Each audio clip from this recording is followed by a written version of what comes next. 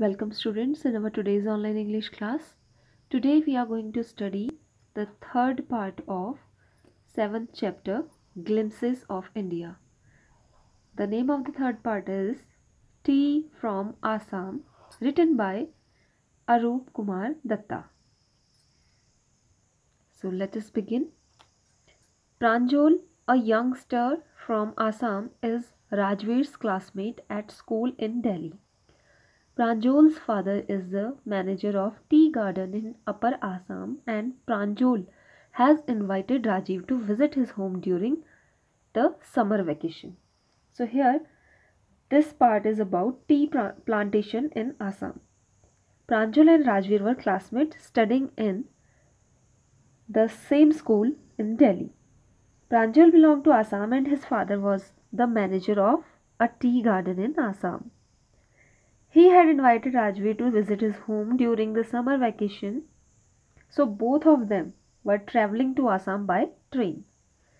So let us begin. Chai garam, garam chai. A vendor called out in a high-pitched voice. He came up to their window and asked, Chai Saab, give us 2 cups, Pranjal said. They sipped the steaming hot liquid. Almost everyone in their compartment was drinking tea too. When the train has stopped on the way at a station, they brought tea from a vendor who was screaming, Chai garam, garam chai, and they started sipping it. Do you know that over 80 crore cups of tea are drunk every day throughout the world? Rajiv said. View, exclaimed Pranjul. Tea really is very popular. While sipping tea, Rajveer told Pranjal that over 80 crore cups of tea drunk every day around the world. It is a very popular drink. The train pulled out of the station. Pranjal buried his nose in his detective book again. Rajveer too was an ardent fan of detective stories, but at the moment he was keener on looking at the beautiful scenery. So here, buried his nose means started reading. Ardent means keen. So the train pulled out of station. Train started moving. Pranjal started reading his detective books again. Rajveer was also an ardent fan of detective stories, but at the moment he was looking at the beautiful scenery outside the window. It was green everywhere. Rajveer had never seen so much greenery before. Then the soft green paddy fields gave way to the two tea bushes. It was a magnificent view. Against the backdrop of densely wooded hills, a sea of tea bushes stretched as far as the eye could see. Dwarfing the tiny tea plants were tall, sturdy shade trees, and amidst the orderly rows of bushes, busily moved doll-like figures. It was green everywhere, and Rajiv was fascinated to see so much greenery. He had never seen it before. There were paddy fields too, and vast stretch of tea bushes. Here in next India, backdrop means scenery at the back and dwarfing means making something appear small. Sturdy means strongly or solidly built. So the scene was magnificent, means the scene was beautiful. And in the middle of the forest there were tiny or small plants of tea were grown, and they all were looking like doll.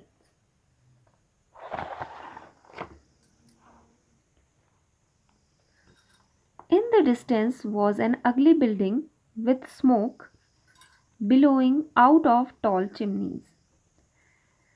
Billowing means mass of smoke. At a distance, there was an ugly building from a big mass of smoke coming out from tall chimneys.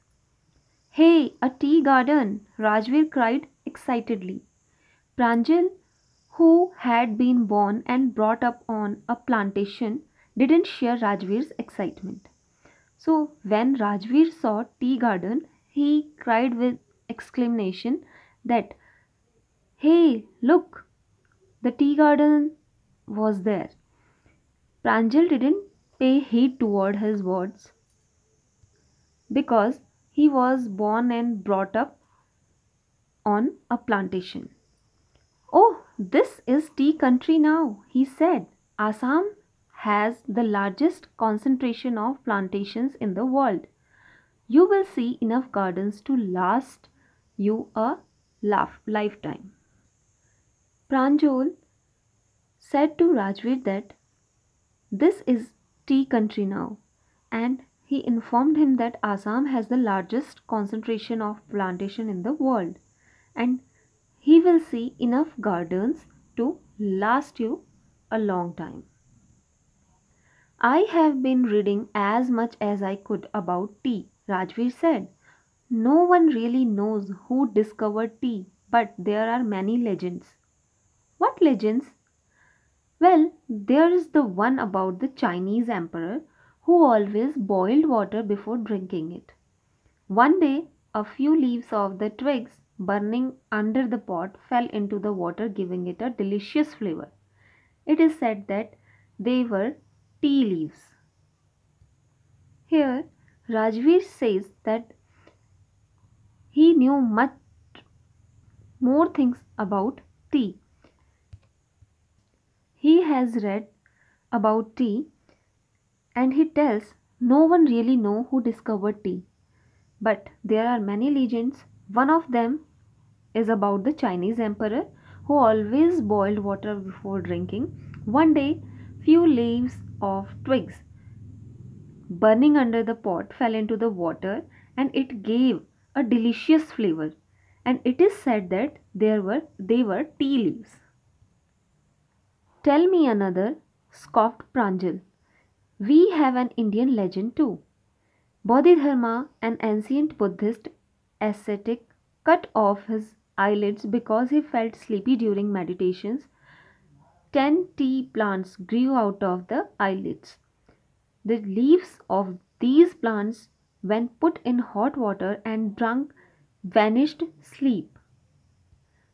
So here Pranjal asked him the second legend.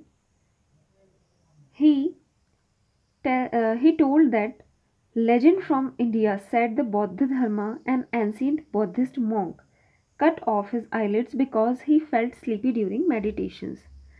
10 tea plantations grew out of his eyelids. It is believed that the leaves of these plants, when put in hot water and drunk, they banished sleep. Here, ascetic means a person having strong discipline. Next Inja, tea was first drunk in China, Rajveer added, as far back as 2700 BC. In fact, words such as tea and chai and chini are from Chinese. Tea came to Europe only in the 16th century and was drunk more as medicine than as beverages. Rajveer further told Pranjal that tea was first drunk in China in 2700 BC and the word like chai and chinis are from Chinese. They are Chinese. He also mentioned that tea first came to Europe in 16th century and it was drunk more as medicine than a beverages. The train clattered into Mariani Junction. The boys collected their luggage and pushed their way to the crowded platform. Pranjal's parents were waiting for them. Soon they were driving towards Dhekiabadi. The tea garden managed by Pranjal's father. So, train stopped at Mariani Junction. Both of the boys collected their luggage and pushed their way toward the crowded platform, where Pranjal's parents were waiting for them. Soon, they were driving towards Dhekiabadi, the tea garden managed by Pranjal's father. An hour later, the car veered sharply off the main road. They crossed the Kettle Bridge and entered Dhekiabadi tea estate. After an hour, they crossed a Kettle Bridge and entered Dhekiabadi, which is a tea estate. On both sides of the gravel road were acre upon acre of tea bushes, all neatly pruned to the same height. Groups of tea pluckers with bamboo baskets on their backs, wearing plastic aprons, were plucking the newly sprouted leaves. On both the sides of the road there were huge acres of tea bushes, and they all are of same height. Groups of tea pluckers with bamboo basket on their back, wearing a plastic apron, they were plucking newly sprouted tea leaves.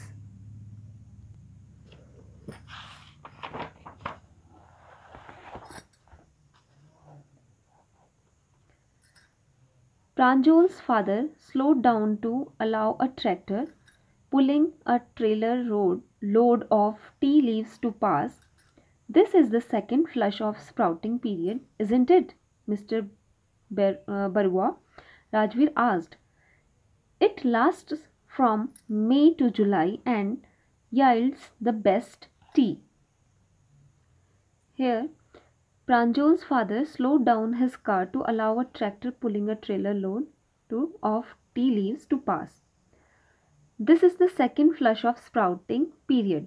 So here, looking at the tea plucker, Rajveer told Pranjol's father that it was the second flush of sprouting season, and it lasts from May to July and yields the best tea.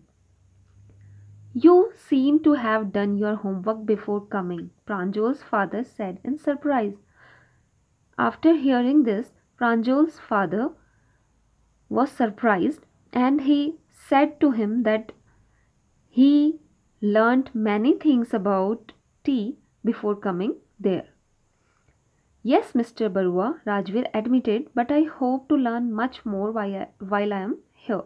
So here he means Rajveer. Rajveer admitted that yes, he had done a small research about tea gardens, and he said that he hoped to learn much more while he was there. So that's all for the day.